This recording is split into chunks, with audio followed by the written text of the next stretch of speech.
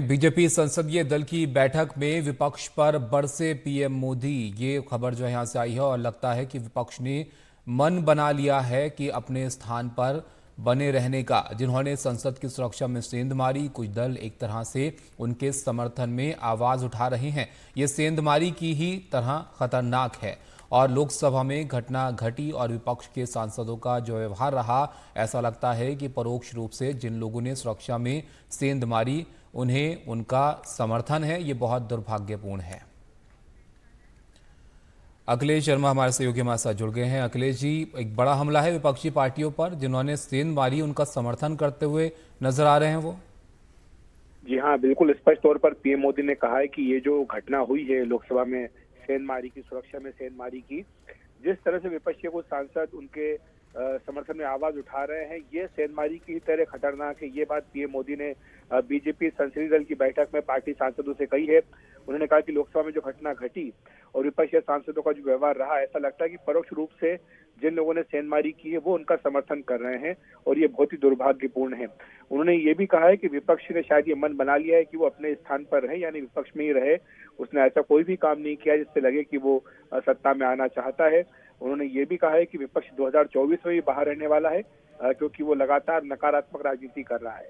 उन्होंने कहा कि कुछ लोगों की किस्मत में ही अच्छा और सकारात्मक काम करना नहीं लिखा होता है। यहाँ तक पीएम मोदी ने कहा है कि कुछ बुजुर्ग नेता हैं, बीमार नेता हैं, जो बीजेपी को हटाने के नाम पर अब सक्रिय हो गए। उन्होंने ये भी कहा सांसदों को कि जब 2014 में बीजेपी सत्ता में आई थी, तब आज जो 18 साल के मतदाता हैं वो तब केवल 8 साल के थे। तब उन्होंने घोटालों का युग नहीं देखा है, केवल विकास का युग देखा है और उन्हें इस बारे में जागरूक करने की जरूरत है। यानी जो नए मतदाता हैं उनको उनके पास बीजेपी को जाना चाहिए। ये बात पीएम मोदी ने सांसदों से कही है। उन्होंने ये बात भी कही है कि जो विकसित भारत यात्रा निकाली जा रही है, विकसित भारत संकल्प यात्रा, उसमें बढ़ चढ़ करके भागीदारी करें सभी सांसद अपने अपने संसदीय क्षेत्रों में। अखिलेश जी, ये कहीं ना कहीं विपक्षी सांसदों के लिए, विपक्षी पार्टियों के लिए इस तरह का संदेश भी है कि आप जो कर रहे हैं वो ठीक नहीं है, हंगामे के साथ बातचीत आगे नहीं बढ़ेगी और जो आप कर रहे हैं करते रहिए, उससे कुछ ज्यादा फर्क यहाँ पर नहीं पड़ता हुआ दिख रहा है। बिल्कुल, अगर विपक्ष चाहता है कि इस सुरक्षा में सेंधमारी को एक बड़ा मुद्दा बनाए, तो पीएम मोदी ने एक तरह से उसकी हवा निकाल दी है, क्योंकि वो ये स्पष्ट तौर पर कह रहे हैं कि कुछ दल जो हैं वो एक तरह से उनका समर्थन कर रहे हैं जिन लोगों ने सेंधमारी की है।